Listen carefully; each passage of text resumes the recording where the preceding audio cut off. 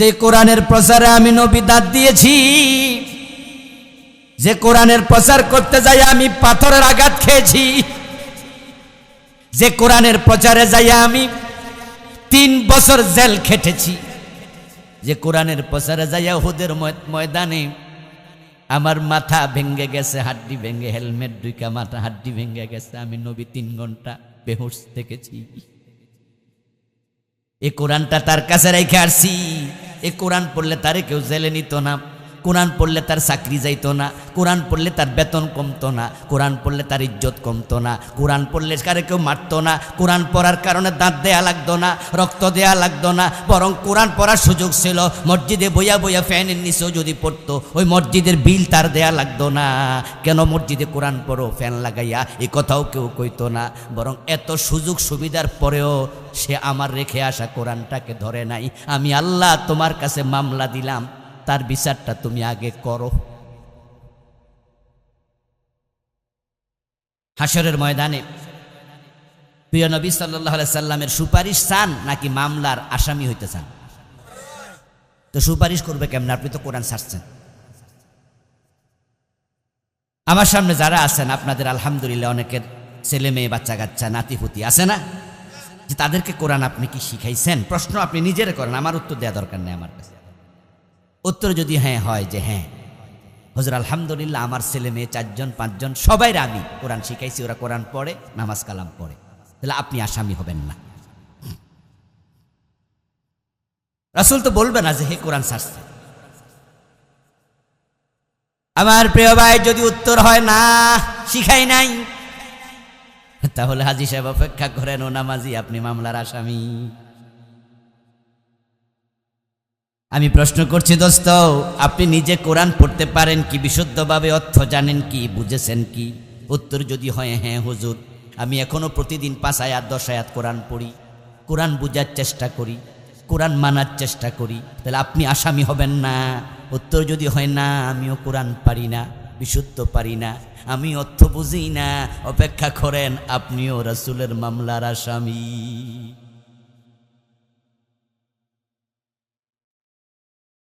শুধু আসামি না, আপনি অন্ধ আসামি, চোখহীন আসামি। আল্লাহ আপনার অন্ধ বানায়া তুলবে হাসরের মাঠে।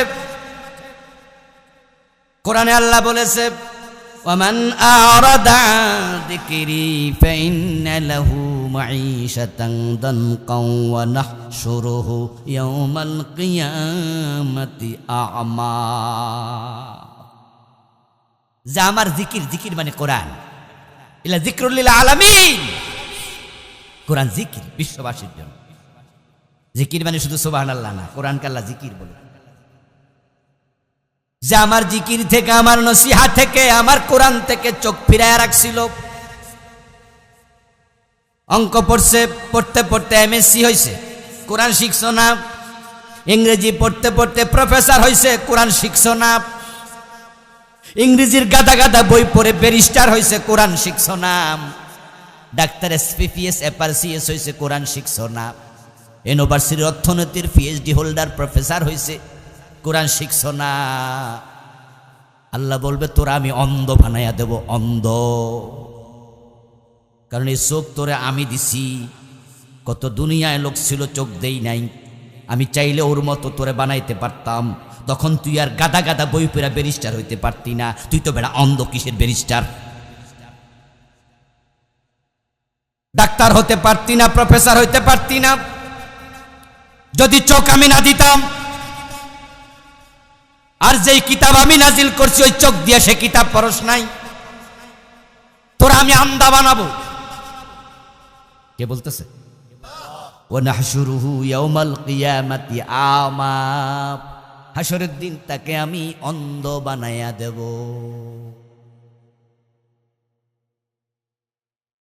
ক্বালা রাব্বি লিমা হাশারতানি আমা ওয়া ক্বাদ কুনতু বাসীরা। সেদিন সে বলবো, আমার রব, আমারে আপনি কেন অন্ধ বানালেন? আমার তো চোখ ছিল,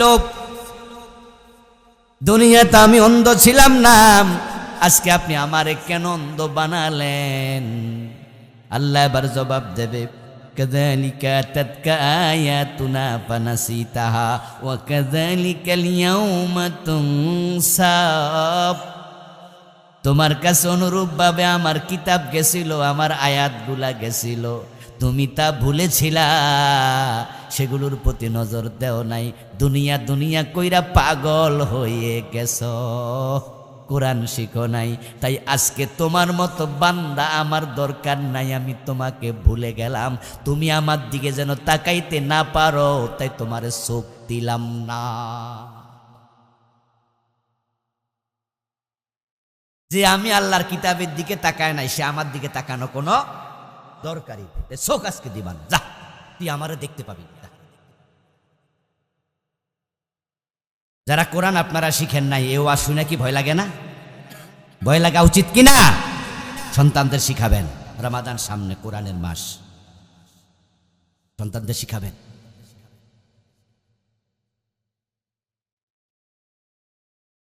কোরআন শিখানোর জন্য সন্তানদের পিছনে আমরা হাজার হাজার টাকা খরচ।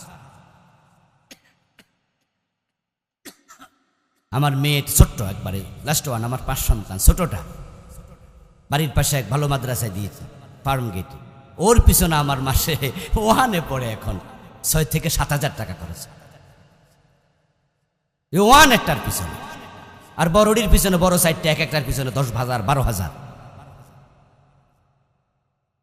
আল্লাহ তাআলা সামর্থ্য যেহেতু দিয়েছে, তাই তাদেরকে কোরআনের সবচেয়ে ভালো মাদ্রাসায় ভালো টিচারের কাছে দেই, এবং কোরআন যে শিখায় তাকে সবচেয়ে বেতন বেশি দেওয়া দরকার, ঠিক কিনা?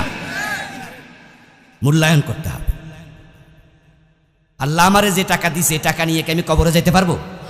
তো সন্তানদেরকে আলেম না বানাইলে টাকা রাখা লাভ কি আমার? ওদের পিছনে মাসে 70-80 হাজার টাকা চলে যায়। আল্লাহ তো আমার অনেক দিছে, যাক ইন্টার আলেম পাশ করার পরে প্রয়োজনে বিদেশ নিয়ে পড়াবো, বিশ্বের বড় বিশ্ববিদ্যালয়, আরবির উপরে, কোরআন হাদিসের উপরে বড় স্কলার বানানোর চেষ্টা করব। তাহলে আমার কোরআনকে ভালোবাসি এটা প্রমাণ হবে, ঠিক না? আপনি মারে ভালোবাসবেন, ভাত খাওয়াইবেন না, এটা ভালোবাসা না। ভালো যদি বাসেন, মারে ভাত খাওয়াবেন, কাপড় দেবেন, ঔষধ দেবেন, মার পিছনে পকেটের টাকা খরচ করবেন, তখনই ভালোবাসার প্রমাণ হয়। আচ্ছা, ইংরেজি শিখানোর জন্য কি টাকা লাগে না? তো হেয়ানে খরচ করলেন কেমনে? অঙ্ক শিখানোর জন্য টাকা লাগে, ওখানে খরচ করলেন কেমনে? আরবির পেছনে কি করলেন?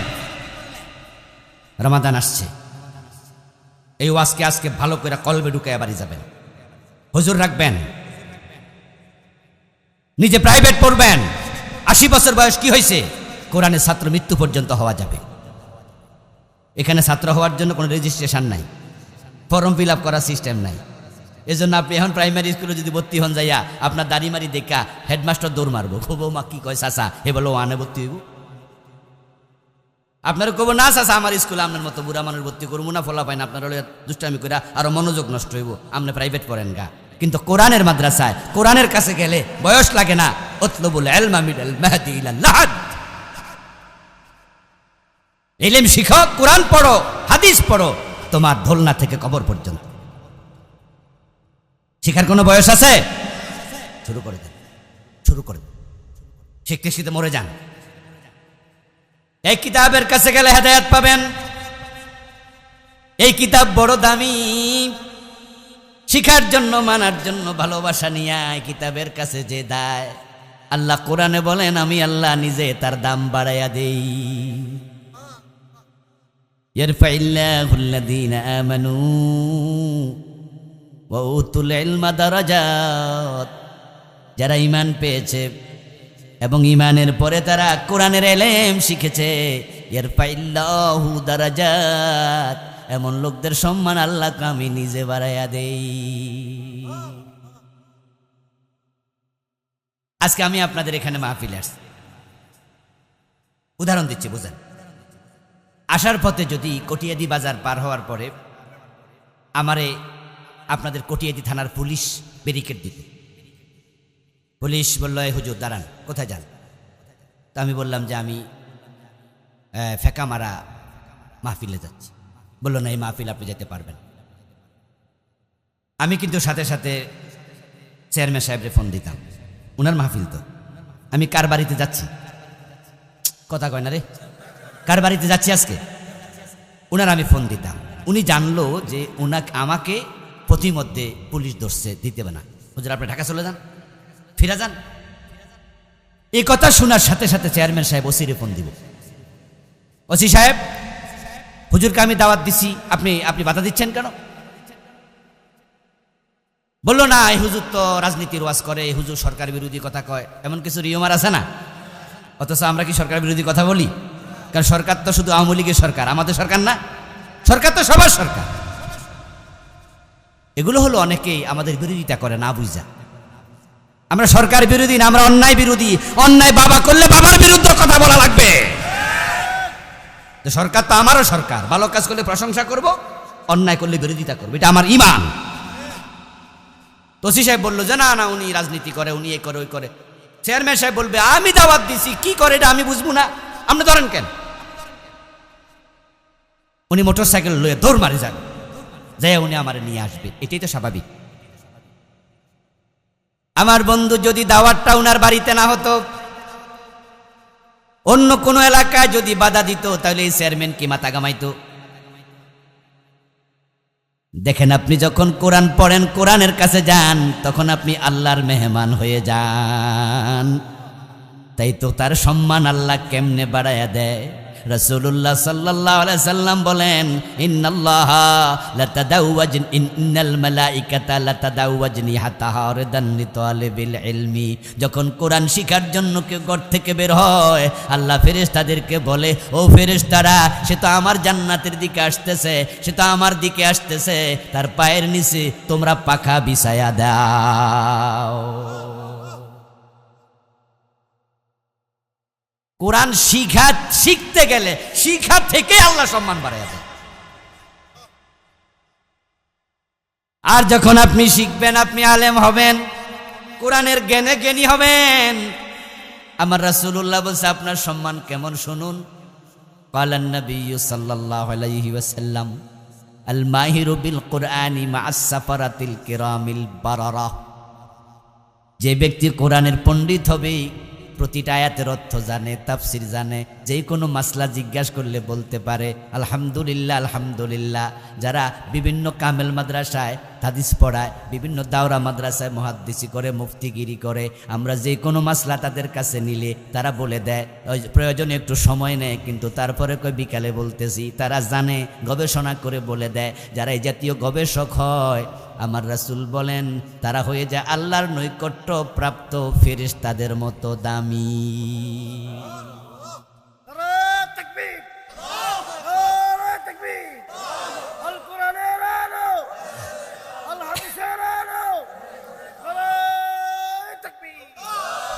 আল মাহিরু বিল কোরআন মা'আস সাফারাতিল কিরামিল বারারা। কোরআনের যারা মাহের হবে, পণ্ডিত হবে, তারা হয়ে যায় আল্লাহর নৈকট্যপ্রাপ্ত ফেরেশতাদের মতো সম্মানী। আর যারা পাঠক হবে, ফেরেশতা পায়ের তলায় পাখা বিছায়।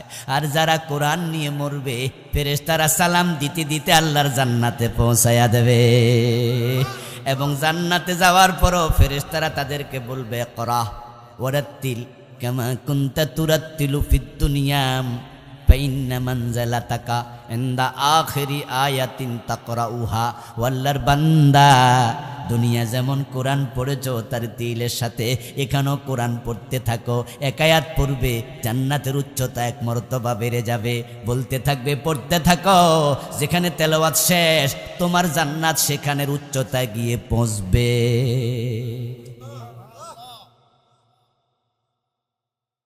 আমার দোস্ত, কোরআন যদি না পড়েন, কোরআনের কাছে না আসেন, হেদায়াত পাবেন না। এটা হেদায়াতের একমাত্র কিতাব। যারাই কোরআন ছেড়ে দিয়েছে তারাই পথভ্রষ্ট হয়েছে, পথহারা হয়েছে। বাংলাদেশের লোক হেদায়াত চায়, তবে কোরআনের কাছে কম যায়, পীর সাহেবের বাড়ি বেশি যায়। কারণ পীর সাহেবের কাছে গেলে জান্নাত পাওয়া সোজা। কোরআনের কাছে গেলে একটু কষ্ট, কারণ কোরআনের কাছে গেলে কোরআন কইব নামাজ পড়ো, কোরআন কইব রোজা রাখো, কোরআন কইব জাকাত দাও, কোরআন কইব হজ করে, কোরআনের কাছে গেলে কোরআন কইব মা বাবারে খাওয়াও, ঠিক না? কোরআনে বলবে অন্যায় করো না, কোরআন কইব সুদ খাইও না, গোশ খাইও না, এইটা আরে বাবা রে বাবা, এত কাম কইরা জান্নাত। আর পীর সাহেবের কাছে গেলে হুজুর কইব আমারে কিছু দেও, টাকা পয়সা আমি খুশি হইলে আমি জান্নাতের সাথে নিয়ে যাব, টেনশন নাই। তাই অনেক মুরিদ নামাজও পড়ে না, আমার পীর বাবা আছে।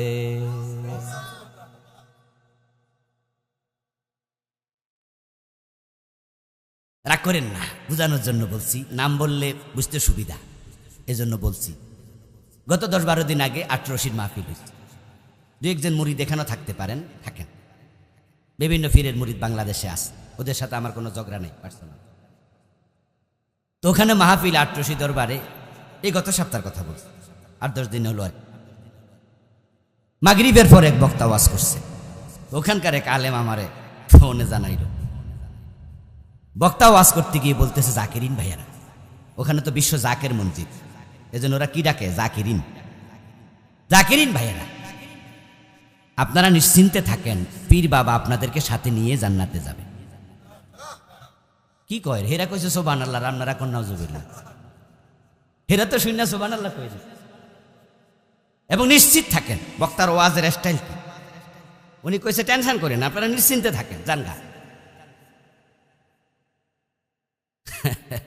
আর কয়েক বছর আগে টেলিভিশনের খবর দেখার সময় মাঝে মাঝে কিছু কি আসে, অ্যাডভার্টাইজ আসে না? রমাদান মাসে কোরআনের অনুষ্ঠান টেলিভিশনে দেখায় না? আসরের পর থেকে মাগরিব পর্যন্ত অনুষ্ঠান দেখা। টেলিভিশনে নাটক সিনেমা দেখেন না, এগুলো হারাম। কিন্তু এই মোবাইলের মাঝে ইসলামের ওয়াজ আছে না, এগুলো তো জায়েজ। তো টেলিভিশনে বিভিন্ন ইসলামী প্রোগ্রাম আছে। আগে তো একটা চ্যানেলই ছিল বাংলাদেশে, নামই ছিল ইসলামী টেলিভিশন, এটা তো বন্ধ করে দিস। 24 ঘন্টা ইসলাম। মক্কা শরীফ একটা টেলিভিশন আছে না, আস-সাউদিয়া, চ্যানেলের নাম আস-সাউদিয়া, সারাক্ষণ কাবা শরীফে কোথায় নামাজ কেমনে পড়ে, হজ কেমনে করে, এগুলো দেখাচ্ছে।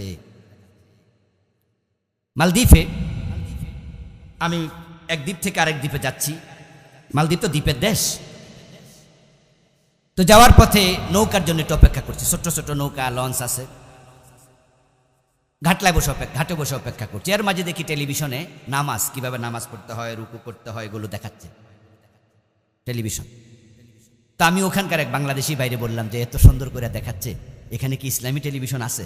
উনি বলল যে এটা রাষ্ট্রীয় টেলিভিশন, এটাই ইসলাম। মনটা ভইরা গেল, কয় কি রাষ্ট্রীয় টেলিভিশনে ইসলাম চালাচ্ছে, এটাই ইসলামী, সারাক্ষণ এগুলোই চালা। আর আমরা হইলে সারাক্ষণ টেলিভিশনে নাটক আর সিনেমা, ঠিক না?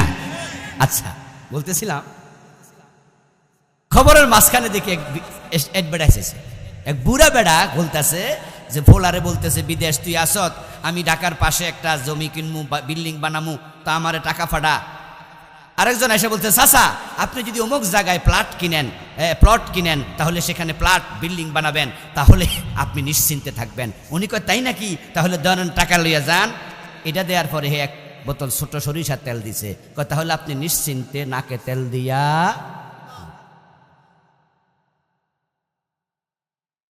অ্যাডভার্টাইজ দেখে হাসলাম যে আরে কি বুদ্ধি রে, মানে বুঝাইছে যে আপনি আমাদের থেকে টাকা দিয়া প্লট কিনলে এ নিয়ে আর কোনো টেনশন লাগবে না, আপনি শুধু ঘুমাইতে থাকেন, নিশ্চিন্তে আপনি প্লট পাইয়া যাবেন।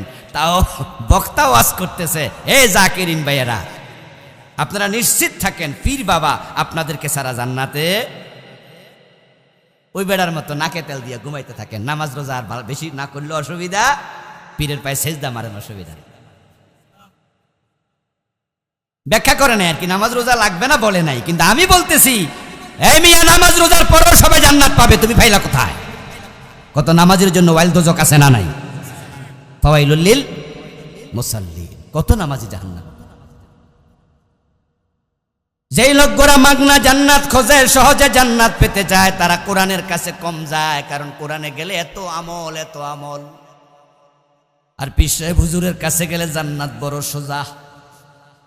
অনেকে তো পীরের কাছে মুরিদ হইয়া গাঁজাও টানে, বিড়িও খায়, কিন্তু জান্নাতের স্বপ্ন দেখে, মুছে তেল দেয়, কাঁঠাল খাবে, কষ যেন না লাগে। এই জন্য তো তোরা কাঁধে নিয়ে গান গায়, আছেন আমার মুক্তার, আছেন আমার ব্যারিস্টার, শেষ বিচারের হাইকোর্টেতে তিনি আমায় করবেন পারব। এই লোকগুলো পথহারা হলো কেন? পীরের পায়ে সেজদা কেন দেয়? কেন তারা আজকে নামাজ কাজা করে? কেন গাঁজা টানে, বিড়ি খায়? এর কারণ হলো আল্লাহ তাদের কপালটা বিকৃত করে দিছে, মগজ বিকৃত করে দিছে, তাদেরকে হেদায়াত থেকে ধাক্কায়া সরাইয়া দিছে। হেদায়াত কার হাতে? কোরআনে রাসূলুল্লাহ, হাদিসে রাসূলের জন্য বলেছেন, মান ইবতাগাল হুদা ফি গায়রিল কোরআন আদাল্লাহুল্লাহ, যারা কোরআন ব্যতীত হেদায়াত অন্য জায়গায় তালাশ করতে যাবে, আদাল্লাহুল্লাহ, আল্লাহ নিজে তাকে হেদায়াত থেকে সরাইয়া দেয়। আল্লাহ কয় আমি কোরআন পাঠাইছি হেদায়াতের জন্য, কোরআনের কাছে গেলি না। আমি রাসূল পাঠাইছি রাসূলের হাদিসের কাছে গেলি না। তুই গেলি অমুক জায়গায় তমুক জায়গায়, কোরআন হাদিস ছাইরা দিয়া যা, তোরে আমি হেদায়াত দেবো না, দেখি কোন ফির বাবা দে।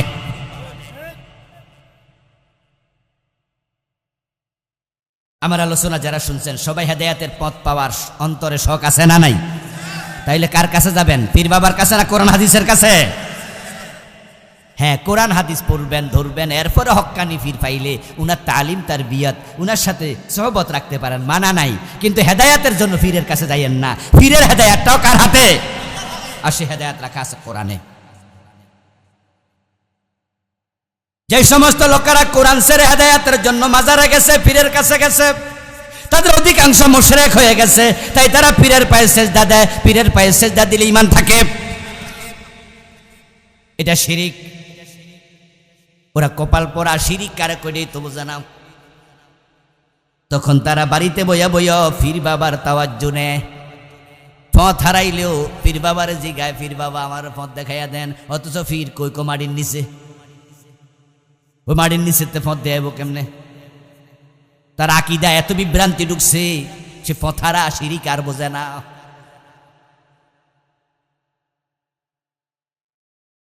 ও দোস্ত, আমার এক পরিচিত জন ছিল, আপনার মারা গেছে, তার ব্যাপারে বুঝার জন্য বলছি। পাকিস্তানের এক পীর সাহেবের উনি মরিদ ছিলেন। তো উনি গেছে পাকিস্তানে পীর সাহেবের বাড়ি, শ্রীকোট জায়গার নাম। উনি আমার বলতেছে যাওয়ার পথে আমি রাস্তা হারাই ফেলছি, পথ চিনি না।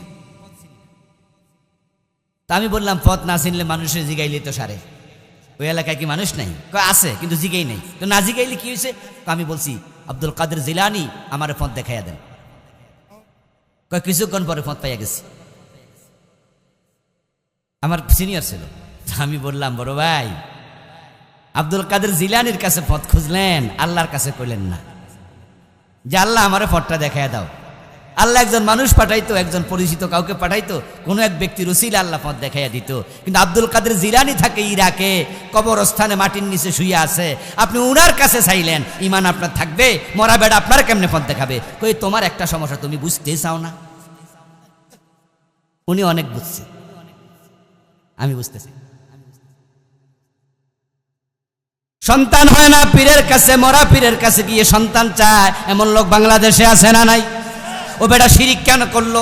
এটা যে শিরিক কেন করলো সে বোঝেন, এটা যে শিরিক। এই জন্য আমি দোস্ত বলছি, কোরআনের কাছে আসেন। কোরআনের কাছে আসলে কোরআন আপনাকে বলবে এটাই জান্নাতের পথ। ইয়াহাবু লিমান ইয়াশাউ ইনাসা ওয়া ইয়াহাবু লিমান ইয়াশাউ যুকুরা আও ইউযাব্বিদুহুম যুকরানা ওয়া ইনাসা ওয়া ইয়াজআলু মান ইয়াশাউ আকিমা। কোরআনের কাছে গেলে আপনি পাইতেন, আমার আল্লাহ কোরআনে বলে তিনি যাকে চান ছেলে দেন, তিনি যাকে চান মেয়ে দেন, তিনি যাকে চান ছেলেও দেন মেয়েও দেন, তিনি যাকে চান একটাও দেন না, বন্দা বানায়া রাখে। আওয়াজ দিয়ে বলুন তো এই তিনিটাকে? তাহলে কোরআনের কাছে গেলে আপনি বুঝতেন সন্তান চাওয়া লাগবে কার কাছে? আপনি আর মরা পীরের কাছে চাইতেন না। মরা পীরের কাছে যাওয়ার পরে আপনি বিভ্রান্ত হয়েছেন। জিন্দা ভণ্ড পীরের কাছে হেদায়াতের জন্য যাইয়া বিভ্রান্ত হয়েছেন। ওই ভণ্ড পীর আপনাকে বলে দিছে পায়ে সেজদা দিলে অসুবিধা নাই, এটার নাম দিছে তারা সেজদায়ে তাজিমি। আমরা বললাম না, ইবাদতের মালিক একমাত্র কে? তাই সেজদা দেব শুধু কাকে? অন্যকে সেজদা দিলে শিরিক হয়। তখন বন্ড পীর মুরিদরে বিভ্রান্ত করে শিখায়, বলে আবুল কালাম আজাদ বাশার ওরা শরীয়তের মৌলবী, ওরা তো আর মারেফত বোঝে না। আর মারেফতে এসব জায়েজ, শরীয়তে নিষেধ, মারেফতে জায়েজ, এটার নাম সেজদায়ে তাজিমি। তোমরা যদি এর দলিল চাও তাহলে কোরআনে সূরা বাকারা দেখো, ফেরেশতারাও আদম নবীরে সেজদা দিছে। আল্লাহ ছাড়া অন্যরে সেজদা দিলে যদি ঈমান চলে চায় তাহলে ফেরেশতারা কি মুশরিক হইছিনি? ঈমান গেছিনি? মুরিদ কয় না, কথা হলো আমার সেজদা মারো, তোমাদের ঈমান যাইব না। আবুল কালাম আজাদ রাহিউল্লাহ বোঝেই না। মুরিদ এবার ভণ্ডপীরের কথা শুনে কনভিন্স হয়ে যায়, কথা তো ঠিক, ফেরেশতারা তো আদম নবীরে সেজদা দিছে, এটা তো সত্য কথা। তো দিলে ফেরেশতাদের ঈমান না যায়, তারা মুমিন থাকে, তাহলে আমরা হুজুরের সেজদা দিলে আমাদের ঈমান কেন যাইব? তাহলে বোঝা গেল আবুল কালাম আজাদ হুজুরদের কথা বেঠিক, আমার পীর বাবারটাই। এখন পীরের সেজদা একা দেয় না, বউরের লইয়া সেজদা দেয়, নিজের ফোলা মাইয়ার কয় সেজদা মা, এমন আছে না? 14 গোষ্ঠী যায় সেজদা মারতাছে। এতে বিভ্রান্ত হলো, কারণ কি? কোরআন ছেড়ে দিয়েছে। কোরআন পড়লে, কোরআন বলতে ইবাদত শুধু কার হবে? তো সেজদা কি ইবাদত নয়? তো ইবাদতের মালিক যদি আল্লাহ হয়, সেজদার মালিক কে? এবার আপনার কোরআন আপনাকে শোনাইতো, এই যে কোরআনের মাঝে আছে ফেরেশতারা আদমরে সেজদা দিছে, কোরআনের এই আয়াত কি আবু বকর ওমর শোনে নাই? চুপ কেন? ওসমান আলী শোনে নাই? আচ্ছা, এই আয়াত আমরা আগে শুনছি না আবু বকর রাদিয়াল্লাহু তাআলা আনহু আগে শুনছে? আবু বকর রাসূলকে এই আয়াতের দলিল দিয়া সেজদা দিছে কয়দিন? আবু বকর মারেফত বোঝা নাই, যত মারফতর পিসাব বুঝছে। যদি আয়াতের দলিল দিয়া ফিরকে সেজদা দেয়া যেত, সাহাবারা রাসূলুল্লাহকে সেজদা দিতেন সবচেয়ে বেশি, কারণ প্রিয় নবীর মতো বড় পীর নাই, সাহাবাদের মতো বড় মুরিদ নাই, ঠিক কি না? কিন্তু ফাতেমাতুজ জাহরা বাবা নবী মুহাম্মদকে সেজদা দিছে কয়দিন?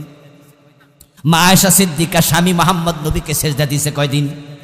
তো তোমরা দলিল ফাইলা, ওরা দলিল বোঝা নাই। খুব সাবধানের জন্য পীরের কাছে যাওয়ার আগে কোরআনের কাছে যান, কোরআন আপনাকে শিরিক থেকে বাঁচাবে। যে ব্যক্তি শিরিক নিয়ে মারা যায় তার জন্য জান্নাত হবে হারাম। বাংলাদেশে শিরিক আসেনি, এভেলেবেল। কোরআন আপনাকে কুফর শিখাবে, কুফর শিখাবে, আর আপনাকে বলবে কুফর পরিত্যাগ করো।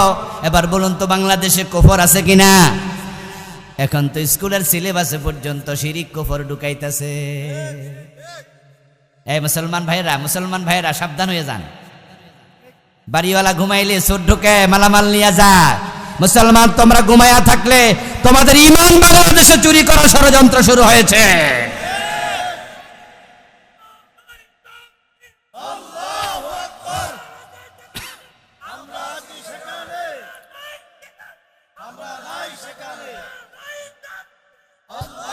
আমার প্রিয় ভাই, একসময় আমাদের বাংলাদেশে প্রাইমারি হাই স্কুলে মাদ্রাসার সিলেবাস যখন খুলতেন, বাংলা বই খুললেই প্রথম কবিতাটা ছিল মুনাজাত, কিনা? অনন্ত সীম প্রেমময় তুমি রহিম রহমান, মনে আছে? সুফিয়া কামালের কবিতা, ওমক গোলাম মোস্তফার প্রার্থনা কবিতা, শুরু হতো নজরুলের কবিতা দিয়া, এবং বিভিন্ন গদ্যের বই শুরু হতো সাহাবীদের জীবনী দিয়া। ছোটদের নবীজি রাসূলুল্লাহর ছোটকালের আলোচনা। আর এখন বইতে ঢোকেন, প্রায় বই হিন্দুদের লেখা দিয়া শুরু হয়। আপনাদের বাড়িতে কি লেখাপড়া করে না ফলাফান? হ্যাঁ, বই খুলে দেখবেন। মুসলমানের সেই কবিতা, সেই গদ্য এখন অধিকাংশ জায়গায় পিছনে চলে গেছে, কিছু কিছু জায়গায় একবারেই বাদ। ও মুসলমান, ঘুমায়া থাইকো না, ঈমান কেড়ে নিয়ে যাবে। এখন সিলেবাস যারা বানায় তারা হয়তো নাস্তিক, অধিকাংশের কথা বলছি। 2-4 জন বালা কুলাইতে পারে না। একটা কমিটির লোক যদি 10 জন থাকে, 2 জনের কথা কি গ্রহণযোগ্য হবে? 8 জন একদিকে ঠেললে বাকি 2 জন চুপ। হয়তো নাস্তিক না হয় হিন্দু, হিন্দুদের সাথে আমাদের কোনো বৈরিতা নাই, তারা আমাদের দেশের নাগরিক, সব অধিকার তাদের আছে। আমরাও তাদেরকে একসাথে বাজারে যাব, খরচ করব, ভালোবাসবো। হিন্দু অসুস্থ হলে প্রয়োজনে রক্ত লাগলে রক্ত দিতে রাজি হব, কোনো বৈরিতা নাই। তাদেরকে আমরা অপছন্দ করি না, কিন্তু তারা আমাদের ইমানে হামলা চালাবে এটা আমরা মেনে নেব না, এটা আমরা মেনে নিতে, হয়তো নাস্তিক না হয় হিন্দু অধিকাংশ।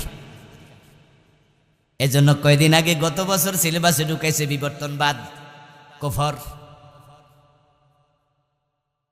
2023 সনের জানুয়ারি মাসের 1 তারিখ বই উৎসব হলো। বই হাতে পাওয়ার পরে আমরা দেখি ক্লাস 6-এর বইতে ঢুকাইছে মানুষ নাকি বান্দর ছিল, বানর থেকে মানুষ এসেছে। ডারউইনের এই আকীদা হলো কুফরি, কারণ কোরআনের আকীদা হলো মানুষের প্রথম পুরুষ হযরত আদম। এত ওজনের কোরআন শরীফ আনতেন, তোলাও দিতে পারে। হ্যাঁ, এটা 1.5 কেজি। আমার দোস্ত ডারউইন গবেষণা করে নাকি দেখছে মানুষ এক সময় বান্দরা ছিল, গাছে গাছে লাফালাফি করতে করতে লেজ পড়ে গেছে। তারপরে কোনো একদিন ধাক্কা দিয়ে এমনি খারাইছে আর বেড়া হয়ে গেছে। তা আমাদের একজন কোরআনের মুফাসসির, তিনি শহীদ হয়েছেন, মারা গেছেন, তিনি বলেছিলেন ডারউইন এই মতবাদ লেখা রাখে কি পরিমাণ গাঁজা খাইছে আল্লাহ জানে, সুস্থ মাথা থেকে এই থিওরি আসতে পারে না। আর যেটা খাইছিল ওইটা আর তো মেয়াদা ছিল না। আচ্ছা, বান্দর থেকে যদি মানুষ হইতো, এখন দেশে বান্দর আছে না নাই? তো মানুষ হইছে কয়টা? আশ্চর্য, মানুষের চেহারার সাথে বান্দরের চেহারার কিছু মিল আছে। তাই বলে আপনি বলে দেবেন যে বান্দর থেকে মানুষ হয়েছে, তাহলে বোয়াল মাছের সাথে পাবদা মাছের মিল আছে, তাই বুঝি বলবেন যে একসময় পাবদা মাছ বোয়ালা ছিল, পরে পাবদা মাছ হয়ে গেছে?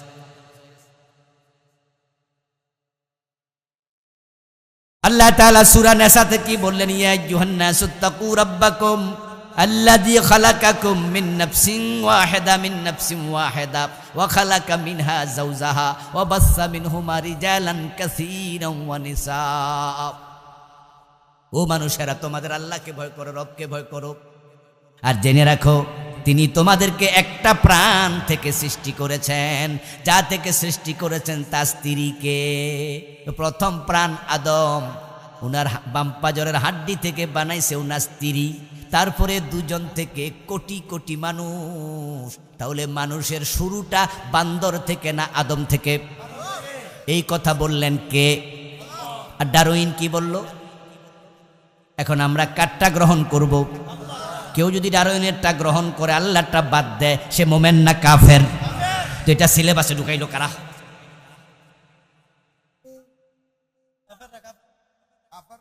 মুসলমানরা ঢুকায় নাই ভাই। ওই যে আমি বললাম, শিক্ষা যারা হাতে নিছে অধিকাংশ নাস্তিক না হয় হিন্দু। মুসলমান যে কয়জন আছে কথা বলতে, এটা হাতে আসার পরে আমরা তখন প্রতিবাদ করলাম। একদল আলেম প্রধানমন্ত্রীর কাছে চলে গেল, শিক্ষামন্ত্রীকে বলল, আমরা আলেমরা মাঠে ময়দানে বললাম, সরকার বলল তাই নাকি? এটা কেমন কথা? কে ঢুকাইলো? তারপরে কয়েকজনকে কমিটিতে দিল, তারা রিপোর্ট করলো। তখন শিক্ষামন্ত্রী সার্কুলার জারি করলো যে না, এটা পাঠ্যসূচিতে পড়ানো যাবে না, এটা স্থগিত। এবার আপনারা খেয়াল করেন, যদি স্থগিত না করত, আমাদের ক্লাস 6-এর বাচ্চাগুলো এটা বিশ্বাস করলে 6-এ কাফের হয়ে যেত যে ভাই জমি কিন্তু সমান সমান দিবেন। তা আপনি বললেন যে না, আল্লাহ বলছে ছেলেদের 2 গুণ মেয়েদের 1 গুণ। তা আপনার বোনেরা কেউ বুঝে জি না, গত মাস থেকে আমরা নিজেদেরকে মনে মনে ছেলে ভাবতেছি। কি ভাই সমান না? কারণ আমি মনে মনে বলতেছি যে আমি মেয়ে না, আমি গত মাস থেকে কি ছেলে, তাহলে সমান সমান। আচ্ছা, আপনাদের চেয়ারম্যান সাহেব, উনি আপনাদের ভোট দিচ্ছেন, আপনারা নির্বাচন হয়েছে, কত কষ্ট করে চেয়ারম্যান হয়েছে। এখন এলাকার পাবলিক যদি কয় মনে মনে আমিও নিজের চেয়ারম্যানই ভাবি, আর অফিসে যাইয়া উনার চেয়ারে বসতে চায়, ঝামেলা হইব নি? পাবলিক কইব এই পাগল, কবে হইছো তুমি চেয়ারম্যান ভাবলে? তুমি চেয়ারম্যান, তোমার কেডা ভোট দিছে? ভোট দিবে কে? আমি ভাবতাছি আমি চেয়ারম্যান। এলাকার এমপি সাহেব যদি ভাবে যে আমি এমপি না, আমি মন্ত্রী, আচ্ছা হইল কি? কি মতবাদ? পাগল কারে কর? এটা সিলেবাসে ঢুকে গেছে। ওরা কি জাতিকে পাগল বানাতে চায়? এই জন্য দলমত ভুলে যাইয়া শিক্ষার ব্যাপারে সবাই একমত হওয়া দরকার আছে না নাই? শিক্ষার সিলেবাসে শিরিক কুফরি ঢুকানো যাবে না, নয় সন্তানরা পড়ে পড়ে কাফের হয়ে যাবে, মুশরিক হয়ে যাবে। বরং ঢুকানো দরকার কোরআন, ঢুকানো দরকার কোরআন। আরে আমাদের শিক্ষামন্ত্রী উনি যদি বলতো যে হ্যাঁ মাননীয় প্রধানমন্ত্রী আমরা চাই যে আমাদের ক্লাস 1 থেকে ইন্টারমিডিয়েট পর্যন্ত 100 নম্বর কোরআন 100 নম্বর হাদিস ঢুকুক, আমাদের প্রধানমন্ত্রী যদি বলতো ভালোই তো হয়, ঠিক আছে ঢুকুক। এই এমপি সাহেবেরা, আমরা আমাদের শিক্ষা ব্যবস্থা এখন থেকে কোরআন ঢুকাতে চাই, হাদিস ঢুকাতে চাই, আপনারা পক্ষে থাকলে হ্যাঁ বলুন। আমাদের 151 জন এমপি যদি বলে হ্যাঁ, তাহলে আগামী বছর থেকে ক্লাস 1-এ কায়দা ঢুকে যাবে, ক্লাস 5-এ কোরআন ঢুকে যাবে, ঠিক কিনা? এই বাচ্চাগুলো সবাই স্কুলে গিয়ে কোরআন পড়বে, ইংরেজি বাংলা আর সব কিছুই কোরআনও পড়বে। আচ্ছা কোরআন পড়লে প্রতি অক্ষরে 10 নেকি পাবে, যারা ঢুকাইলো তারা কি সদকায়ে জারিয়া পাবে না? এই কাজটা করলে কবরে থাইকেও কিন্তু সওয়াব পাইতো। আচ্ছা হেডা না ঢুকাইয়া বরং ঢুকাইছে মতবাদ, বিবর্তনবাদ, ট্রান্সজেন্ডার, যেগুলা পইরা মুসলমান কাফের হয়, তাহলে কবরে কি হালুয়া রুটি বানাই ফেলবে না ফেরেশতা বাইরাইয়া? আমার বন্ধু, কোরআন এমন এক কিতাব যেটা মানুষকে সত্যের পথ দেখাইতে আসছে। ওই কোরআনের কাছে আপনি যান, এটা বড় দামি কিতাব রে দোস্ত। এই কিতাব যে রাতে নাজিল হলো, ওই রাতের দাম 1000 মাসের চেয়ে বেড়ে গেল। কোরআন যে উম্মতের কাছে আসলো, সে উম্মত সেরা উম্মত। খায়রুকুম মান তাআল্লামাল কুরআন ওয়া আল্লামাহু। কোরআন যে শিখে অন্যরে শিখা, সে হয়ে যায় মানুষের মাঝে সেরা। কম দামি কাপড় কোরআনের সাথে লাগলে ওই কাপড়ের দাম বাইরা যায়, পায়ে লাগলে মানুষ চুমু খায়। কম দামি রেয়াল যদি 150 টাকা 200 টাকা দিয়ে আম কাঠের রেয়াল বানাইছেন, ওটা কোরআনের গায়ে লাগলো, দাম বেড়ে গেল, পায়ে লাগলে মানুষ বুকে নেয় চুমু খায়। 5 লক্ষ টাকার চন্দন কাঠের খাট, ওটাতেও মানুষ শোয় প্রস্রাব করে, বাচ্চারা খাড়াই খাড়াই, কেউ চুমু খায় না। কোরআনের কারণে রেয়ালের দাম বাড়লো, কম দামি কাপড় গিলাফের দাম বাড়লো, রাতের দাম 1000 মাসের চেয়ে বাড়লো। নবীর দাম সবচেয়ে বড় নবী হয়ে গেল, উম্মত সবচেয়ে দামি উম্মত হয়ে গেল। ওই কোরআনের সাথে আমরা লাগলে আমাদের দাম বাড়াইয়া দেবে কে?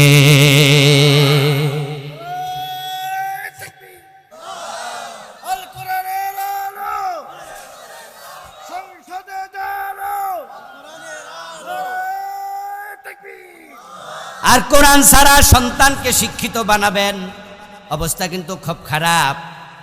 আমেরিকাতে শিক্ষিতর পার্সেন্টেজ কত জানেন? 100। পৃথিবীর অনেক দেশে শিক্ষিতর পার্সেন্টেজ 10%, 100-এ 100। বাংলাদেশেও কিন্তু এখন অনেক আগাইছে। বাংলাদেশেও স্বাক্ষর জ্ঞান সম্পন্ন মানুষের সংখ্যা এখন 70-80%। রিক্সাওয়ালার মাইয়া বিএ পাস করে, এমন ঘটনা বাংলাদেশে এখন আসেনি? আর মেট্রিক পাস তো এখন ঘরে ঘরে। আমেরিকাতে 100-তে 100 শিক্ষিত, কিন্তু বাবা মার সাথে পরিবারে একসাথে থাকে 100-র মাঝে 10 জনও পাবেন না। ওদের বাবা মাকে ওরা আলাদা করে রাখে। আর অধিকাংশ বাবা মা বুড়া হলে ওদের জন্য থাকার জন্য আলাদা জায়গা আছে, এটার নাম ওল্ড হোম, বৃদ্ধ নিবাস। ছোটকালে মা বাবা মারা গেলে বাচ্চার এতিম হয়, তো ওই বাচ্চা কেউ পালে না। যদি না পালে তাহলে বাচ্চারে দেওয়ার জন্য একটা জায়গা আছে, এটার নাম অরফেনেজ, এতিমখানা। এতিমখানা নামক জিনিসের সাথে কিন্তু আমরা সবাই পরিচিত। কিন্তু বৃদ্ধাশ্রম, ওল্ড হোম, এটা বাংলাদেশে আগে আমরা চিনতাম না। ঢাকার আশেপাশে এখন 50টার বেশি এমন বৃদ্ধাশ্রম আছে যে একটাতে বুড়া বুড়ির সংখ্যা 500-র বেশি। খবর নিয়ে জানা গেছে অধিকাংশের সন্তানেরা MA পাস, BA পাস, ডাক্তার, ইঞ্জিনিয়ার, প্রফেসর, বড় ব্যবসায়ী। কারণ তাদের বউরা সবাই তো শিক্ষিত, আধুনিক শিক্ষিতা। শ্বশুর শাশুড়ি একটা ঝামেলার নাম। এ বুড়া মানুষ ক্যাটক্যাট করব, দরকার নাই, বাসায় জায়গা দেব না, টাকা লাগলে কিছু দিমু, বৃদ্ধ নিবাসে রেখে আসো। 500-র বেশি বুড়া বুড়ি একটাতে আছে, এমন আছে অনেকগুলো। এ জাতীয় ওল্ড হোমের সংখ্যা ঢাকার আশেপাশে 50টার বেশি। লক্ষণ ভালো না। সন্তানকে কোরআন শিখাইবা না, ইসলাম শিখাইবা না, শুধুমাত্র ডাক্তার ইঞ্জিনিয়ার বানাইবা, এই সন্তান বদমাশের রূপ নিয়া তোমারও বৃদ্ধ নিবাসে পাঠাই দিতে পারে।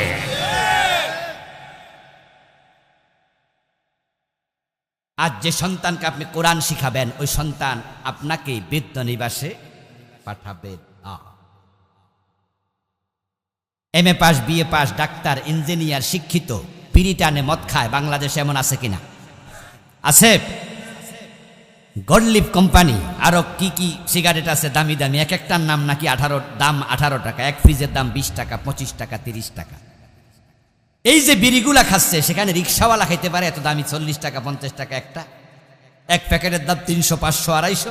ধনীরা খাচ্ছে, ওরা শিক্ষিত। গাঁজা টানতেছে, ইয়াবা খাচ্ছে 5 star hotel, Sheraton, Radisson, Sonargaon, আরো যেগুলো আছে ঢাকা শহরে, ওগুলাতে মদের বার আছে, মেয়ে উদ্যান আছে। ওখানে গরিব কয়জন ঢুকতে পারবে? অশিক্ষিত কয়জন? তো শিক্ষিতরা মদ খায় কেন? বিড়ি টানে কেন? মা বাবারে ওল্ড হোমে পাঠায় কেন? তারা দেশের টাকা চুরি করে বিদেশ পাঠায় কেন? কারণ তাদের কলবে আল্লাহর কোরআন। ইংরেজ পণ্ডিত স্ট্যানলে হাল তিনি বলেছিলেন, if you teach your children 3 years and you live 4 years, you will be get 5th years. That is rascality. Stanley Hall বলেন, দুনিয়ার মানুষ শোনো, তুমি তোমার সন্তানকে 3টা আর শিখাইলা, রিডিং, রাইটিং, এরিথমেটিক, কিন্তু you leave 4th year religion. অঙ্ক শিখাইলা, বিজ্ঞান, ভূগোল, ইংরেজি সব শিখাইলা, কিন্তু তাকে ধর্মীয় জ্ঞান, কোরআন হাদিস শিখাইলা না। এই 4 নাম্বার আর তুমি সেরে দিয়েছ। You will be get 5th year, that is rascality. অপেক্ষা করো, তোমার সন্তান কোরআন হাদিসের এলেম ব্যতীত যত বড় হবে তত বড় বদমাশ হবে।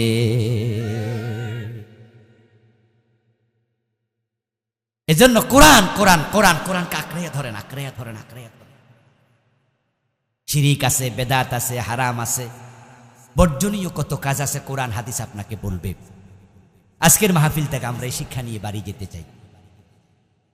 আমাদের চেয়ারম্যান সাহেব আজকের এই মাহফিলটা প্রথম বার্ষিকী নাকি ভাই? আমরা মন ভরে দোয়া করে যাব, এখানে যেন প্রতি বছর মাহফিল হয়। দোয়া করা দরকার আছে না নাই? ইনশাআল্লাহ রাতে হবে। আলেম ওলামাদেরকে দুপুর বেলায়ও পাওয়া যায়, দুপুর বেলায় হবে, সকাল বেলায়, তারপরও মাঠ ভরে গেছে, বিশাল অঙ্গন, আলহামদুলিল্লাহ। হয়তো এটা বিকালে হইলে আরো বেশি হইতো, রাতে হইলে হয়তো আরো বেশি হতো। আজকে আবার হাটবার, আবার দেখলাম যে মাদ্রাসায় পরীক্ষা, মনে দাখিল পরীক্ষা চলতেছে, স্টুডেন্টরা আসতে পারেনি, এরপরও চমৎকার হয়েছে। আমরা এই মাহফিলটাকে আল্লাহ যেন চিরস্থায়ীভাবে কবুল করে দোয়া করবো, বলেন আমিন। সম্মানিত ভাইরা, উঠবেন না? আমার লেখা স্টেজে 7টা বই আছে, ইনশাআল্লাহ আপনারা সংগ্রহ করবেন। কয়দিন আগে যেটা আসছে নতুন, গত নভেম্বরে, সেটা আখেরাতের উপরে লেখা, 400 পৃষ্ঠায়। আমি আলহামদুলিল্লাহ লম্বা কলেবর একটি বই লিখেছি, ওহির আয়নায় পরকাল। 550-এর উপরে হাদিস এনেছি, 500-এর উপর আয়াত এনেছি। একবারে আখেরাত সম্পর্কে স্বচ্ছ ধারণা এই বইটিতে আশা করছি আপনারা পাবেন। একটু সংগ্রহ করার আহ্বান রাখছি, দোয়ার পরে স্টেজে পাবেন। কোরআন শরীফ নাকি কোরআনুল কারীম, কোরআন মাজিদ, কোরআন কারীম, এগুলাই হচ্ছে কোরআনের ভাষা। কোরআন শরীফ এ শব্দটা কোরআনের ভাষা নয়, এটা আমাদের দেশে বলে। তবে এটা বললে গুনাহ হবে তা না, শরীফ মানি সম্মানিত। শরীফ মানি কি? তবে আমরা কোরআনের ভাষাটা ইউজ করব, কোরআন মাজিদ, কোরআন কারীম। তা আমাদের দেশে তো কিছু শব্দ আছে বেশি ইউজ হয়, যেমন নামাজ, অথচ কোরআনে কি আছে বলা? সালাত। আমরা বলি সামনে রোজার মাস, কোরআনে কি আছে? সাউম। কিছু শব্দ আছে যেগুলো অন্য ভাষা থেকে ব্যবহার হয়।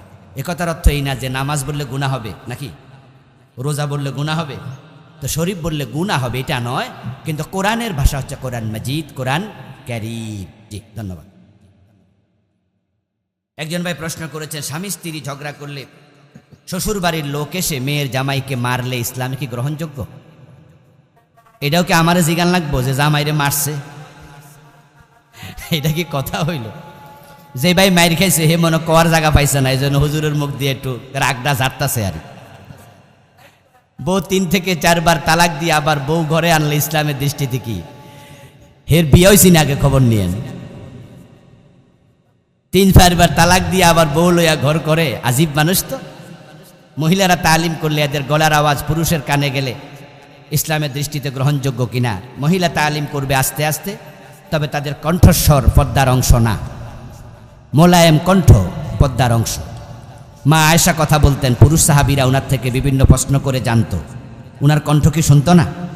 গুনাহ হইতো? মা আয়েশার কণ্ঠ পুরুষ সাহাবী শুনতো, মাহারাম পুরুষ না, গায়রে মাহারাম, অসুবিধা নাই। নারীদের নরমাল কণ্ঠ পর্দার অংশ না, মোলায়েম কণ্ঠ পর্দার অংশ। এরপরও আমরা বলবো নারীদের কণ্ঠস্বর নিচু রাখা উচিত। ধন্যবাদ।